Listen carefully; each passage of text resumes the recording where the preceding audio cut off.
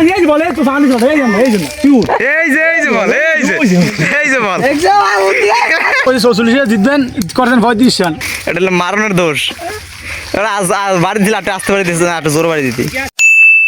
আসসালামু আলাইকুম এভরিওয়ান, সবাই কেমন আছেন? বর্তমানে ক্রিকেট খেলা প্রায় বিলীনের পথে, কারণ মাঠ পাওয়া যাচ্ছে না সেরকমভাবে, আবার মোবাইল আসক্তি হয়ে গেছে সবাই প্রায়। তাই আজকে আমরা সবাই মিলে চলে আসলাম ক্রিকেট খেলতে। তো গ্রামের সেই ঐতিহ্য বেট দিয়ে নাম লেখে তারপর গিয়ে নাম ধরতে হয়, কে কয় নাম্বার হয়, আমরা এইভাবেই খেলি। তো আমরা সেইভাবে নাম লিখে তারপর ধরে নিলাম কে কে হয়েছে। আমি মূলত 4 হয়েছিলাম, তাই আমি 4 নাম্বারে ব্যাটিং পাবো। তো আমার বন্ধুরা প্রায় 1-2 হয়েছিল, তারা বল করছে, একজন পিটাইতেছে। কিছুক্ষণের ভিতরেই আমার বন্ধুটা অনেক বড় ছক্কা মারে। যেহেতু মাঠ ছোট, সামনে একটা পুকুর ছিল, দুঃখজনক ব্যাপার হলো সেই পুকুরের মাঝখানে গিয়ে বলটি পড়ে। তো আমরা অনেক খোঁজাখুঁজি পর বলটি খুঁজে পাচ্ছিলাম না, তারপরও খুঁজছিলাম, যেহেতু বল আমাদের একটাই, তাই বলটা যে করে হোক খুঁজে পেতেই হবে।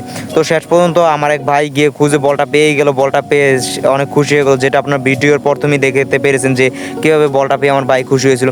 তো আমরা তারপর বলটা নিয়ে এবার মাঠে যাচ্ছি, কারণ মাঠে গিয়ে খেলা শুরু করবো। আবার সবাই দৌড়াদৌড়ি করে মাঠে চলে আসলাম, কারণ আবার খেলা শুরু করতে হবে, যেহেতু খেলাটা বন্ধ হয়ে গেছে বলটার জন্য।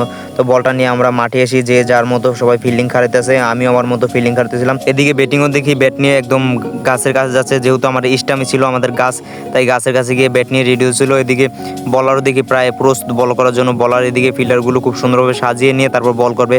তো বলার বল করলো, বল করার পর আমার বন্ধু একটা সুন্দর দারুণ একটা হিট করলো। হিট করার পর বলটা আবারও যে সেই একই জায়গায় পুকুরের মাঝখানে যায় পড়লো। তো এটা দেখে আমার বন্ধু খুবই হতাশ হয়ে গেলো, আমাকে বললো বন্ধু কাম সারছে, আবার চল, এবার তো মনে হয় কপালে অনেক খারাপ কিছু আছে।